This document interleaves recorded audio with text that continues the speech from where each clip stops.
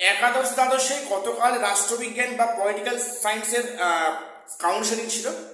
সেখানে কতগুলো স্কুল মানে ক্যান্ডিডেটটা ব্লক করলো এবং সেখানে এখনো কতগুলো পোস্ট ফাঁকা রইল, কতজন অ্যাবসেন্ট ছিল এবং গতকাল অবধি রাষ্ট্রবিজ্ঞান সাবজেক্টে ওয়েটিং থেকে কতজন ডাক পাচ্ছে, আমি আজ সে নিয়ে আলোচনায় আসি।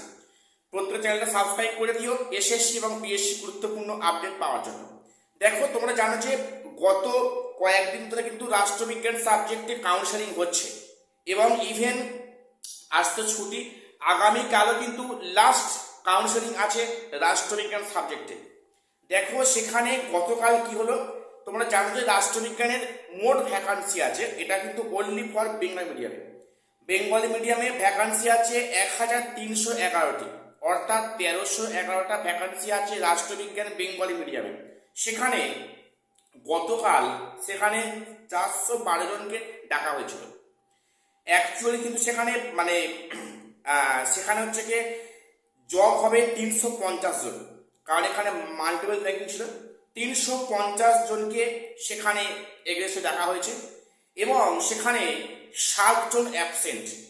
গতকাল রাষ্ট্রবিজ্ঞানে বেঙ্গলি মিডিয়ামে 7 জন ছাত্র অ্যাবসেন্ট, তার আগের দিনে কোনো অ্যাবসেন্ট নেই, গতকালই 7টা অ্যাবসেন্ট এবং সেখানে 62 জন মাল্টিপল র্যাঙ্কিংয়ে আছে। তাহলে 62 যোগ 7 অর্থাৎ গতকাল যে 350 জনের এগেনস্টে ডাকা হয়েছিল সেখানে 343টা সিট ব্লক হয়েছে এবং সেখানে 62 জন মাল্টিপল র্যাঙ্কিং এবং 7টা অ্যাবসেন্ট, এই নিয়ে মোট 69 অর্থাৎ 69টা ভ্যাকান্সি এখনো পল সায়েন্সে রয়েছে এবং এগুলো কিন্তু ওয়েটিংয়ের জন্য বরাদ্দ আছে। অর্থাৎ গতকাল অবধি গতকালের যা কাউন্সেলিং হয়েছে সেখানে কিন্তু 69 জন ওয়েটিং থেকে ডাক পাচ্ছে রাষ্ট্রবিজ্ঞানে বেঙ্গলি মিডিয়ামে। দেখো, তোমাদের বারে বারে বলেছিলাম যে এবারে কিন্তু ওয়েটিং থেকে অনেকে জব পাচ্ছে, সম্ভাবনা বেশি। রাষ্ট্রবিজ্ঞান বিগত সম্ভবত 2 দিন হয়ে গেছে, আর একদিন রয়েছে আগামীকাল।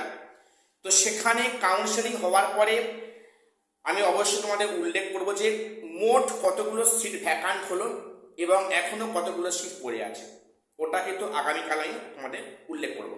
তো এইটা বললাম যে গতকাল যেটা হয়েছে কাউন্সেলিং, তার ভিত্তিতে বললাম 69টা সিট গতকালের প্রেক্ষিতে ভ্যাকান্সি আছে। সেখানে অ্যাবসেন্ট 7 এবং 62 জন আছে মাল্টিপল র্যাঙ্কিং। দেখো, এবারে কিন্তু মাল্টিপল র্যাঙ্কিংয়ে প্রচুর জব হচ্ছে, এটা পরিষ্কার। এবারে যে খুব একটা বেশি অ্যাবসেন্ট তা নয়, অ্যাবসেন্ট খুব কম হচ্ছে। যেমন এর কিন্তু গতদিনে কোনো অ্যাবসেন্ট ছিল না রাষ্ট্রবিজ্ঞানে, তো গতকাল দিলাম 7টা অ্যাবসেন্ট রয়েছে, অর্থাৎ অ্যাবসেন্ট সংখ্যাটা খুব বেশি নয়, বেশি আছে মাল্টিপল র্যাঙ্কিং। অর্থাৎ এবারে যাদের জব হচ্ছে ওয়েটিংটা তাই বেশি পাচ্ছে মাল্টিপল র্যাঙ্কিং থেকে।